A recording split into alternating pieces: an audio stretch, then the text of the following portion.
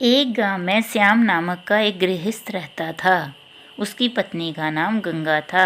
उनको 2 बेटे और 2 बेटियां थी। एक छोटा सुखी परिवार था। श्याम ने अपना सब पैसा उसके बेटे और बेटियों, इनकी पढ़ाई, शादी और उनके लिए अच्छे घर बनाने में खर्च कर दिया था। श्याम के बेटे और बहुएं बहुत ही स्वार्थी किस्म की थी। माँ बाप इतना सब किया था, फिर भी श्याम को अपने बेटे बहुओं के रहमो करम पर जीना पड़ रहा था।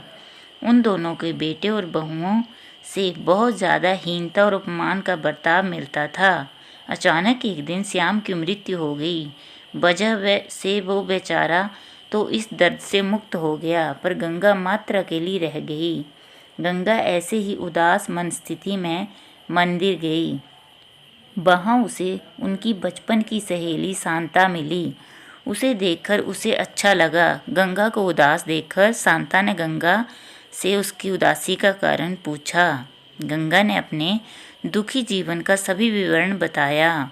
वह सुनकर शांता ने उसे गुप्त में कुछ कहा।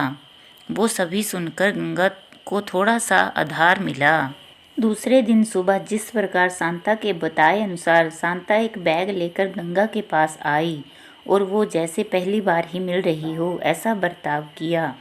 शांता ने गंगा को गले लगा लिया। गंगा ने शांता को पूछा, शांता तुम यहाँ हमारे गांव में कब से आई हो? किसके घर ठहरी हो? गंगा की दोनों बहुओं गंगा की आवाज़ सुनकर तुरंत अंदर से बाहर आ गई। उन दोनों को देखकर शांता बोली, अरे मैं दूसरे घर पर कहाँ रहूँ? हम दोनों मौसेरी बहनें हैं, तो भी सगी बहनों से ज़्यादा हमारा रिश्ता अटूट है।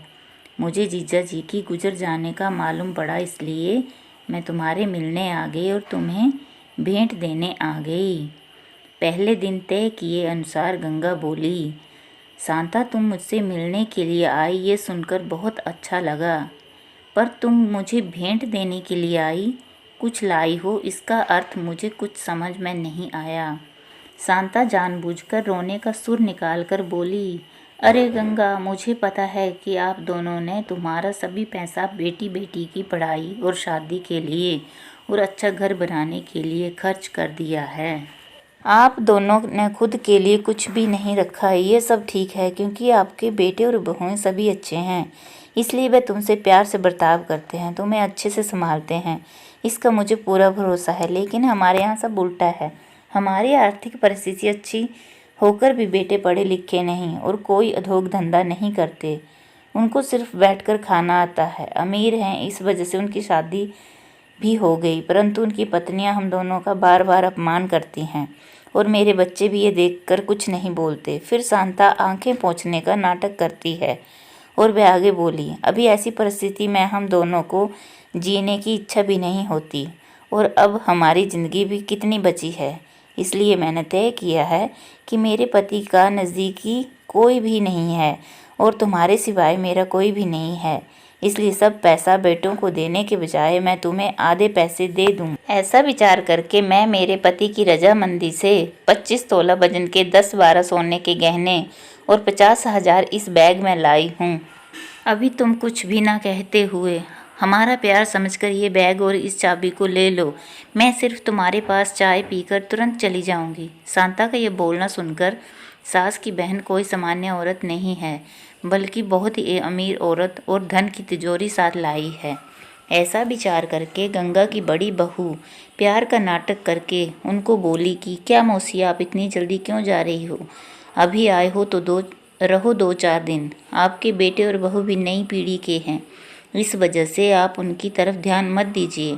आप दोनों पति पत्नी ने आपका जीवन यशस्वी किया है, वैसे ही हमें भी उस बारे में मार्गदर्शन दिया तो अच्छा होगा और कैसे जीवन जीना है हमें भी समझ में आ जाएगा। तभी शांता उसे बोली, मेरे पति के दोस्त आज प्लेन से रात को 12 बजे हमारे घर आने वाले हैं, इस वजह से मुझे जाना होगा।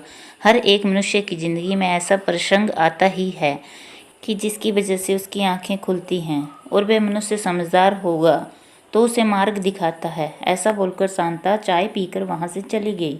शांता के जाने के बाद गंगा के दोनों बेटे और बहुएं उससे बहुत अच्छा बर्ताव करने लगी, बहुत प्यार से देखभाल करने लगे। गंगा खाना खाने के बाद रात को अपने रूम में जाकर दरवाजे की कुंडी लगा लेती है।